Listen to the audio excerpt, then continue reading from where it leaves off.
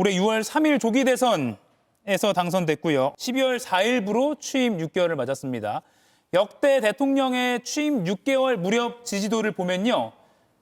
보여드릴게요. 이재명 대통령은 3위를 기록했습니다. 보시면 가장 높았던 6개월쯤에요. 높았던 대통령이 14대 김영삼 대통령이 지지율 84%였고요.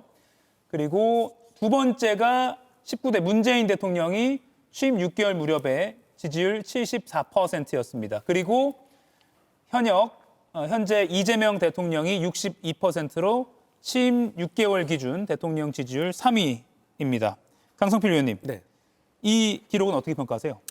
일단 뭐 김영삼 전 대통령 같은 경우는 어쨌든 문민 정부가 들어섰다는 그 상징성이 있었고, 또 문재인 전 대통령 같은 경우도 사실 많은 기대감을 가지고 탄생한 정부이기도 합니다. 탄핵 이후에. 예. 그런 차원에서 봤을 때 윤석열 전 대통령은 당시 이재명 후보와의 대결에서 아주 근소한 차이로 당선됐기 때문에 지지율이 충분히 낮았을 수 있겠다라고 보여집니다.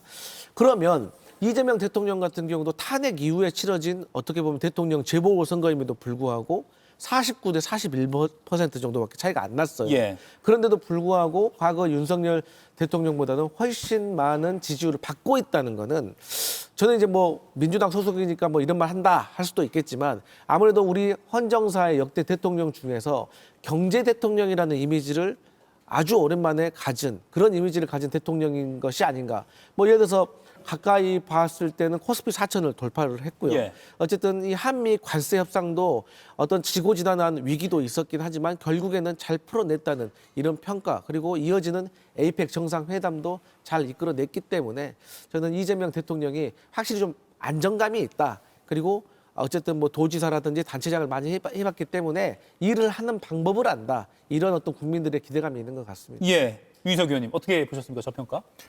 일단 이제 6개월의 평가가 그래도 역대 3위 정도 나오니까 50을 훨씬 넘잖아요. 60이 넘었으니까. 예. 지금까지는 잘했다고 국민들께서 평가하신다 이렇게 보는 게 맞겠죠.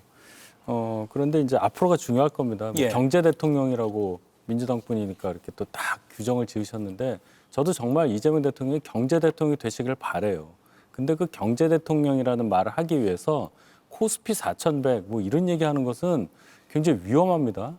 그 주가지수는 언제든지 바뀔 수 있고, 지금 주가지수 올라간 게 어떤 구조를 통해서 올라갔냐를 조금이라도 보시면은 그렇게 쉽게 주가지수만을 가지고 경제 대통령을 부르짖을 수 있는 상황이냐, 그리고 5천 되면은 경제 대통령이 완벽하게 완성이 되는 거냐, 이런 주장 할 수가 없을 거예요. 환율만 봐도 우리 구조는, 경제 구조는 굉장히 취약하다는 걸 알 수 있고, 트럼프와의 협상을 마무리는 지었는데 과연 그것이 경제적으로 어떻게 영향을 끼칠지, 기업들이 1,500억 불을 투자를 해야 되는데 국내에는 투자를 할 여력이 있는 건지, 이런 것부터 세세하게 다 계획을 수립해서 국민들께 알려서 예. 뭔가 좀 불안할 수 있는 부분을 잠재우고 경제가 수치적으로 좀 성장할 수 있는 그런 것을 보여줘야 진짜 경제 대통령이 되는 거다, 이렇게 봅니다. 예. 잠깐 보여드렸지만 분야별 평가를 잠시 좀 소개해드리면요. 화면이 꽉 찰 정도네요.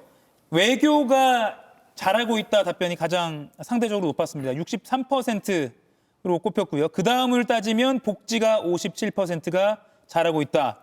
그리고 세 번째로 경제 잘하고 있다 48%, 가장 위에 있는 것이 경제입니다. 이렇게 꼽혔습니다. 앞으로가 중요하다라는 점에는 뭐 여야를 떠나서 당연히 동의를 하실 것 같습니다. 이가혁 라이브를 시청해 주셔서 고맙습니다. 이가혁 라이브는 평일 오후 5시 TV와 유튜브로 실시간으로도 함께 하실 수 있습니다.